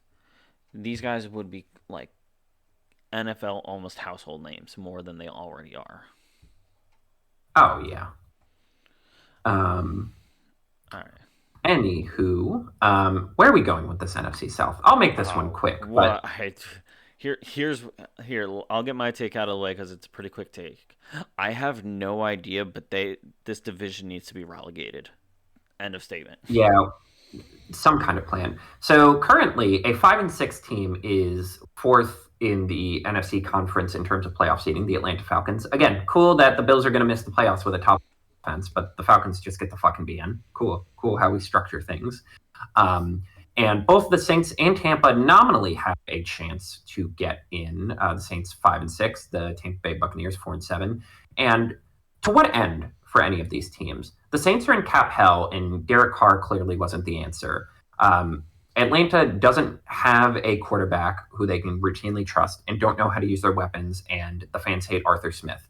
And Tampa is still riding the Baker Mayfield train to nowhere. I am glad everything's regressed to the means, and our original opinions about Baker were largely correct. Like, if you make the playoffs, you automatically get a certain draft position. Yeah. It doesn't matter about your record. Like, you will bump up ahead of teams who had a better record than you but didn't make the playoffs. All three of you need to start not maybe not full rebuilding for, but certainly restructuring things and reimagining things. Like looking at Tampa, Tampa's actually a talented team. They have a few good years of Godwin, and Evans. Evans left. Rashid White looks, or Rashad White, pardon, looks really, really good. I'm actually really impressed with. They finally have a running game in Tampa, Yeah, he looked good. and the defense. Yeah, and the defense is a fun hodgepodge of young guys and guys who played on the Super Bowl who still have a little gruff in their legs. What does getting to the playoffs with Baker Mayfield get you that you couldn't get from getting at least the third best quarterback from this draft, or just getting more talent and like trying to position yourself to get the next quarterback who wants to move teams? Yeah. The Saints, you need to dump money like there's no tomorrow, and getting to the playoffs only makes you lie about that. And Atlanta, I just don't like you. Truly, if we were ever going to relegate a division, it would be one where the three teams competing for it would all benefit from not making the playoffs. And here, like, yeah, it turns out I have more to say based off of what you said. No, it's first off, feels good to not have to eat crow entirely on our statements from the Buccaneers about the Buccaneers in the preseason. Um, the first couple of weeks of the season, we looked bad, but we no longer look that bad. Um, but it's like the Falcons, I feel like, are in the almost the exact opposite spot ish of, or they're in a similar spot, but also the opposite spot of the Jets, where it's like the Jets have a great defense. Falcons' defense is if you ask me. And the Falcons have so many stars that it aren't the quarterback. too. Where the Jets, it's like you're kind of handpicking people. Hmm. If Art Smith wasn't Art Smith, and you give the Falcons a remotely decent quarterback, not two guys that should both be playing backup Hmm. on like behind rookies. You give them a remotely decent quarterback.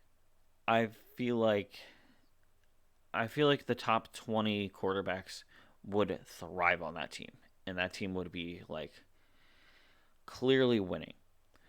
The Saints are pretty much lost cause. Like Yeah, they. as It turns much out the cap is real when you don't win a Super Bowl. as much as I hate to say it, because they have so much potential there, they're they're so deep in the hole. They're almost better off with just getting rid of all their good players for crap draft picks to just try and make up on the capital level. Yeah, it's like, you know, all of your like fuck the salary cap doesn't matter stuff was way cooler when you had Drew Brees and a considerable chance to win a Super Bowl. Now that you're like a 9-7 team, it's a lot less guys. Yeah, no. Um, Anywho, our notes for the week: Thanksgiving, good games. We briefly talked about these. Yeah. Uh, I feel like the Thanksgiving Green, games were just all not terrible. yeah. I mean, like, I don't know. Seattle was at least feisty, though they lost. Dallas kind of murked Washington, but at least it was like a fun offensive performance for them. Yeah. It Like the stars showed up for Dallas, which is what you yes. want from playing in Thanksgiving every year. Yeah, like the only reason that game was good is for the fans that like religiously celebrate like a Dallas Cowboys Thanksgiving like at the stadium because they're always home there on Thanksgiving and stuff. That was that would be the like best kind of holiday game where your team very clearly wins and does great doing it. Mm, Like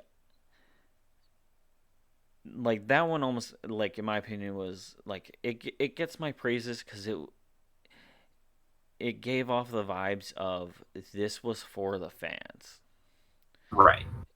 Like I much rather would have a very competitive game and close like the Eagles and Bills did this week.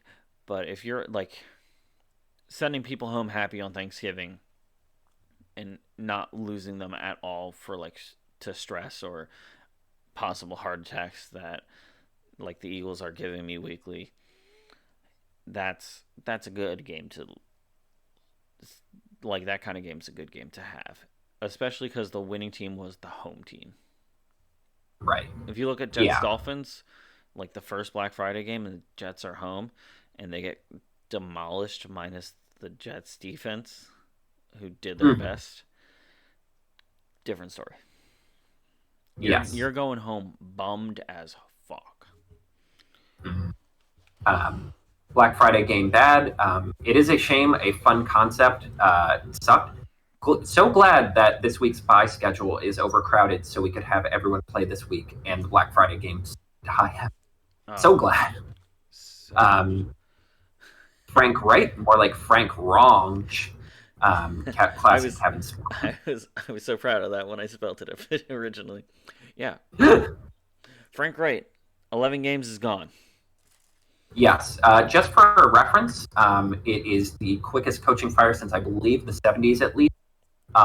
Famous flameouts Urban Meyer, a man who literally kicked his kicker and was grinding on a lady who wasn't his wife at a bar because he didn't decided to stay in town for Yeah. post game. Um, and Bobby Paterno or Patino, the guy who was brought in to be the quarterback coach to finally get Michael Vick over the hump, only to have Michael Vick get arrested because a search warrant revealed dogfighting paraphernalia.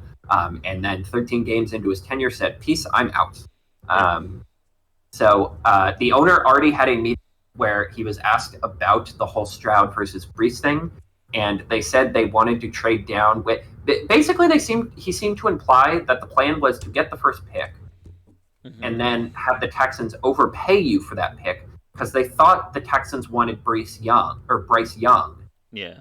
but then no one offered you anything for that pick, so you had to commit to Bryce. And I'm just like, why the fuck would you admit that? That is so embarrassing on terms of an Hugely organizational like embarrassing. planning thing. And also, like, how the fuck is Bryce Young supposed to like show up in the locker room knowing that the plan was to use him as a bargaining chip to get more draft picks? What the fuck? Yeah, and it's like, and the Texans, like, Texans follow my strategy. I fully believe that C.J. Stroud should have been, was definitely the best pick of the draft. Like, even I like mean, honestly, going general. even going into the draft, he was my favorite. I mean, honestly, even in general, like, there's a lot of talk about like how desperate, like, you gotta get, you want to your pick of the litter, you want to choose who you get. And I'm like, nah, it's easier to just take who's ever the second guy, because then if you're wrong, you can just go like, well, whoops, not our, it wasn't the guy we wanted in the first place. Yeah. Anyway, But what a and I feel bad for Frank Wright because he's really gotten screwed over by, like, it's like Andrew Luck retires and you're basically forced to put on a brave face for a bunch of different guys. Yeah. Carson Wentz screwed you over because he ended up playing 2 games with COVID, and then the bottom fell out. And this team was a weird hodunk, like, chaotic mess where the owner was meddling too much. yes. And it's even more embarrassing in the context of, like, you could have just stayed at 9 and probably drafted Jalen Carter and then drafted any of the quarterbacks coming out of this draft. So basically, you traded the first overall pick this year, Jalen Carter, and DJ Moore for a quarterback who now knows he wasn't supposed to go here in the first place. What a fucking disaster! A disaster, and then also just what a like from the Bryce Hall perspective, or Bryce Young. God damn it, you got me thinking that because too many Bryces in the league right now. We need to workshop. Everyone come up with a new nickname. Tank isn't his real name, but it makes it easier to identify him. Yeah, but the Panthers quarterback, who shall remain nameless, like, what a, like, how are you gonna go to your next work day? Like, you're going into the locker room knowing that this team drafted you because they thought another team wanted you more and they were going to use you basically as fodder. Like, how do you, and especially because you're the rookie starting quarterback, like, who's been having a rough season because they don't really have the team built up for his play style. Like, I feel so bad for him. Again, look, this season's not his fault, and maybe he was never great. Maybe, like, he's not destined to be a great NFL quarterback. I generally am like, never bet on historical outliers in terms of physical traits, but, like, truly, he has gotten fully screwed over by circumstance. Yeah, like, and it's insane that they're going to be paying 2 different coaches to not coach the team. That's how bad this owner has been in terms of committing to a vision. Yeah. I think apparently the NFL sent a memo out like, hey, we're paying over $1 billion to coaches who know coach teams. Please, like, stop firing people. Yeah. This is very bad economics. Yeah, no. There's so much just like, that's just one of those, like, real crappy, like, coming out stories, and it's not like it's not worst case scenario. Like, it's not like, oh, like, these are genuinely bad people, like, in terms of crimes and stuff. It's like Bryce Young got handed the crappiest hand on the poker table, and everyone's paying. It's a huge buy-in, and he's got nothing. Oh yeah, and here's the thing: you have to get another coach to come in, but, like, who the fuck is going to want this job? It's like, the owner doesn't believe in the quarterback. You have no offensive weapons. The offensive line is nothing. The defense isn't as good as you want. You don't have your first round pick. You don't have a lot of draft picks, honestly. And the owner is, like, constantly sticking his hand in the pie and ruining your perfectly good pie that you wanted to eat and share with your friends. Where it's like, this might be an unprecedented year in terms of coach openings. And it's like, just going down the list of possible ones. New England Patriots, you at least get the prestige of New England, and it's like, well, there's nowhere to go but up. The Washington Commanders, brand new owner, sort of like fresh slate, you get to control the vision. Chicago Bears have a couple interesting pieces. You probably have the first overall pick, and you basically get to decide if you roll with Fields or not. New York Jets, again, a lot of good pieces. The Los Angeles Chargers, you have one of the best quarterbacks in the league. Hey, if the Buccaneers need a new coach, that's opened up. The Vegas position looks a lot sexier than it did for a I while mean, there. Vegas Like, there's going to be a position, lot. I feel like is the hottest position right now. Yeah, I mean, honestly, like there's a very real chance. I mean, I don't know. I doubt Terry's too hands off, which is funny. But like, if they decide enough is enough and fire Sean McDermott if they miss the playoffs, like you're telling me, like you have Stephon Diggs for at least 2 more years. You have Josh Allen under contract and 7. You have all 5 offensive linemen signed for Decent bit. multiple years, and you have at least theoretically enough on defense. Like you have enough pieces there. It's like that's going to be an enticing position, and you're going to want to go to the freaking Panthers. Yeah, no, there's so many like I feel like if it was almost like if this was happening to them last year, like to the point where it's happening this year, not to where it ended last year. Mm-hmm. To clarify, I feel like you Yes. got so many like you have so much things going on, so much potential, and like to like go to like so many like bad teams last year that it's just like with this picture, I feel like the teams without a head coach are so much more desirable. Oh yeah. There is the sun's not getting low. There is no sun. The sun is gone. Yeah. You're in trouble. All right. Um, Question of the week. question of the week. Do you? This is one I put. Do you want to be on a winning streak going into the playoffs or resting your guys? I don't know. I was thinking about this because now as we approach the playoffs, there is always that question of like, do you Yes. play your starters in the final week? Like, if you already have things locked up, when do you start resting? I always think about this because it always seemed like a problem with the Peyton Manning Colts where they would like rest everybody for like the last couple games because they'd usually be in pretty good position. But then they would always come out after the bye and like kind of stink up the joint. Yeah. Like, and it always felt like they were cold. And I'm like, if the Bills make the playoffs this year, they're going to basically need to win 5 straight games. And I'm like, Yeah. on one hand, you're going to be exhausted, but on the other hand, you're going to be like in such like crisis have to win mode that maybe that just carries you for 4 more Yeah. weeks. So here's my stance. Hmm. It depends on what I have locked. Hmm. For example, if I have like let's say by week 15. Hmm. Like that's when the decision starts getting made.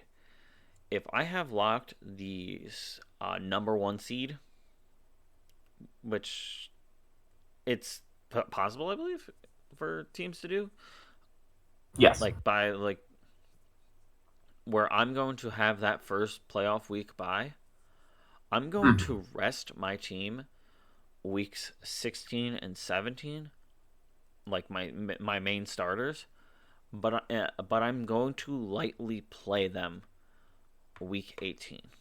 I'm not saying a full game. I'm not Oh, that's saying interesting. because I feel like one of the biggest issues that happens is if you get that early, if you get especially if you get that number 1 seed very early, you have your players get cold. Hmm.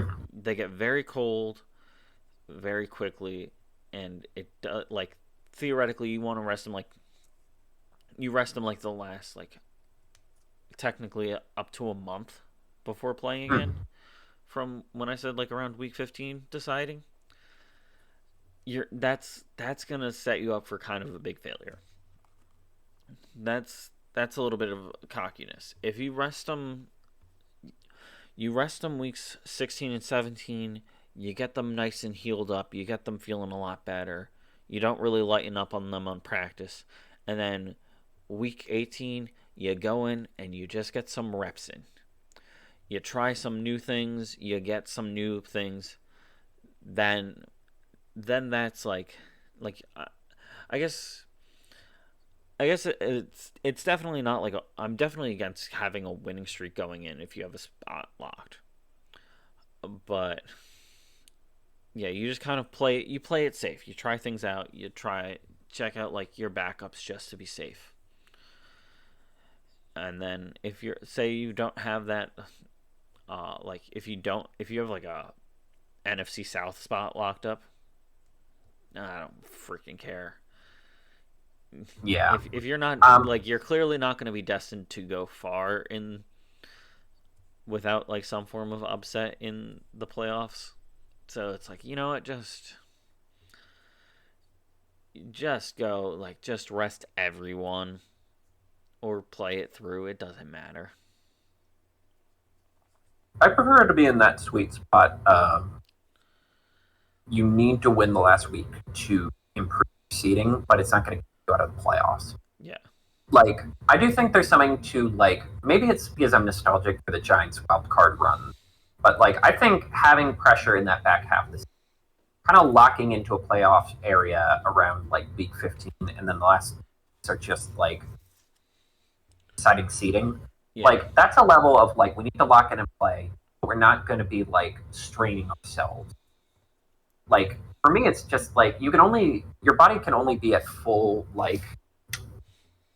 crisis or like stress mode for lack of a better word for so long breaking down. Like so for me that week like 16 spot of like starting to rev up for playoff mind. Yeah. Yeah, no. That's kind of like yeah. Plus also with my thought, it's like your guys are battered and bruised already by the time you're Mm, getting to like week 16 and 17. So like resting them then makes more sense to me than resting them. right. I'd much rather have my the coach of my team rest them for like week 16 and 17 than 17 and 18. Mm, And then because week 18 is also always a division game and that can just boost you that much more. true. Shall we head on to next week? Yes, we shall. All right, so we All got a right. lot of buys. Yes, my note here was who the fuck approved these buy schedules? Not me. Yes, so to make up for last week not having any buys, we have to kind of go double time, and it's a tough one because it's a bunch of some good teams: Baltimore, Buffalo, Chicago, Vegas, Minnesota, New York Giants. It is a hodgepodge of teams. Tommy DeVito getting a week to celebrate. Minnesota trying to recover from the um, Yeah.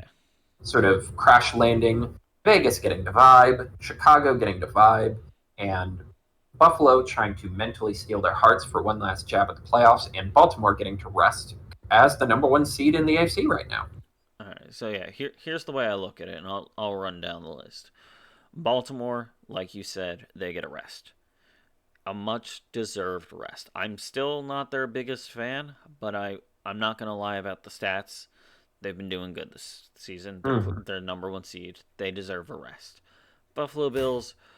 This is the bye week where, like for them, which is a little rough being so late, kind of puts them in a little like a lot more of a desperation slot than some other teams when it comes We to needed it wild card. earlier while we were spiraling. Yeah, this is honestly what this week is going to come down to is if McDermott decides we're gonna push for the playoffs or we're gonna push for a draft pick. That's how it's gonna go. Chicago, they've been playing this season. They had a very silly win. Sure, take the week off. Las Vegas, they've been doing pretty good. They got stuck in a couple of really hard matchups the last couple of weeks. It's a nice break just to chill out and see if you can make something happen towards the end of the season. Minnesota, rough rough game right before the bye. I feel like this is going to be a good week for them to just get their shit together and like see if the Pastronaut and Justin Jefferson have something together. Hmm. And Tommy DeVito can hang out at the shore and eat his mom's chicken cutlets without having to worry about going to practice. And Saquon Barkley has a week to travel and secretly beg teams to take him. I mean, not secretly beg teams to take him. Still, that one of the funniest tweets of the football season was just about Tommy DeVito. God, I really hope they make him clean his own room, do his own laundry, and clean his own room Yeah. after this one. Jesus Christ. Yeah, Um, Tommy DeVito's yes. he's been playing a lot of ball recently, so maybe this bye week he will be able to clean his room. All right, the don't bother games. Would you care to start us off with your pick? Yes. This was, I don't know, I had trouble picking one this week. I ended up going with I just feel like this is the kind of game. Do you want to Like, repeat it that? is. You cut out for the actual Oh, game. sorry. Cleveland versus Los Angeles Rams. Like, it could be a fun game, but I have a sinking feeling that, like, this feels like a game where the Cleveland defense could really get this fun Rams offense stuck in the mud, and it just becomes another 9-13. So, like, I'm just not happy watching Cleveland anymore. Well, Yeah, I never was, but, like, it's not, I don't know. Again, I just wish they didn't have Deshaun Watson and had a because like a bare minimum offense. So it'd be more entertaining. But like now it's just they have to win these slog fests that are like 13-3. So either they're going to get their teeth kicked in and it's not going to be interesting, or the Rams aren't going to be able to move yeah, the ball and that's not going to be fun either. yeah. No, they're honestly one of my picks because like look at the other games at that time slot because they got the 4:25. You got Panthers and Buccaneers, both terrible teams, but they're at least in the same division. So they've got like in the Kevin pick like booking the schedule. If you're in the same division, no matter how bad of a combination it is, you at least got like 1 foot in the doorway for something, Mm-hmm. for like a positive note. Plus, who knows what can happen and who can screw over who in that game. And then the other Correct. game at that same time slot is 49ers Eagles. That is a juggernaut matchup. God, why are these games? Why between? Surely between. I mean, I guess it was Chiefs On Eagles in prime time, but God, that's wild that they played the Chiefs, Bills, and yeah, 49ers all back to back to back, and only one of them was a prime time game. yeah, it's a little absurd on on the robberyness of it, but of like time slots for them Mhm. because these are juggernaut matchups. But I can it makes it so I don't have to stay up too late and I can play D&D at night, so I'm not too upset about that.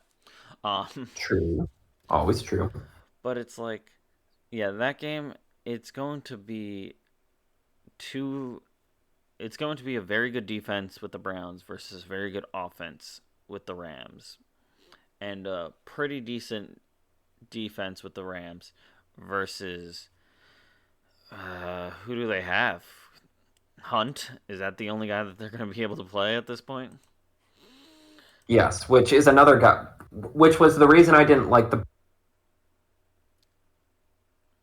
Yeah, he got out again. Oh, which yeah, Hunt is why I didn't like the Browns thing imaginable. Yeah.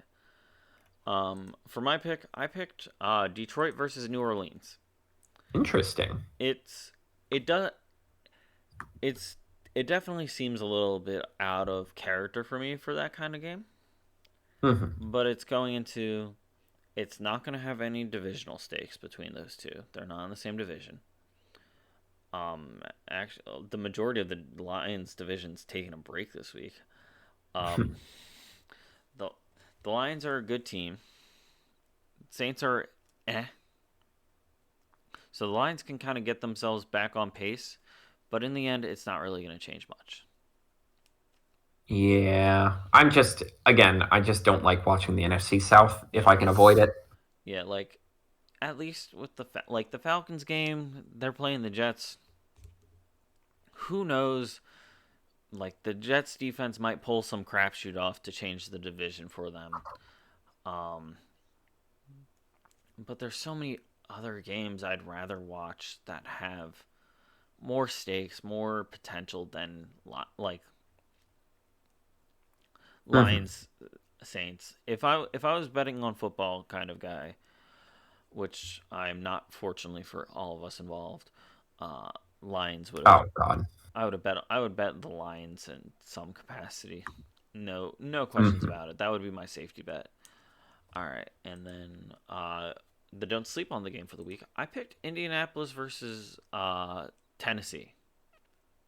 Interesting. It's once again it definitely doesn't fit the motif that I got going on, but they got the same division.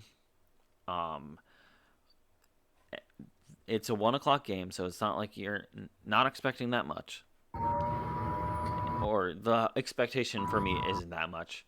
And this could be a game changer of a game for the Colts. If they pull out a win and Texans lose, that puts them a lot more clearly in that second spot. So Hmm. it's and at this rate, the AFC wildcard teams are the teams with wildcard potential are pretty clearly established as almost the entire division, minus the ones that are guaranteed the divisional spots. Um, so it's going to be a lot more of a rat race, and it's going to be like more grimy fighting for those spots. Oh yeah. I am very curious how Indianapolis does now, because this felt like a lost season, kind of like a vibe season, but now it's suddenly a serious. They Yeah. lulled, then they serious did, and I'm curious to see how they do serious did. Yes. And what is your pick? Houston, Denver.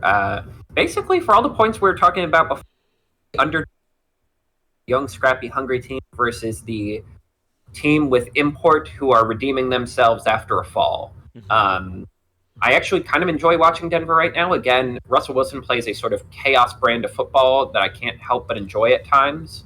Like, um, you know, a guy who's so specific in his like persona that you just kind of have to build the offense around that.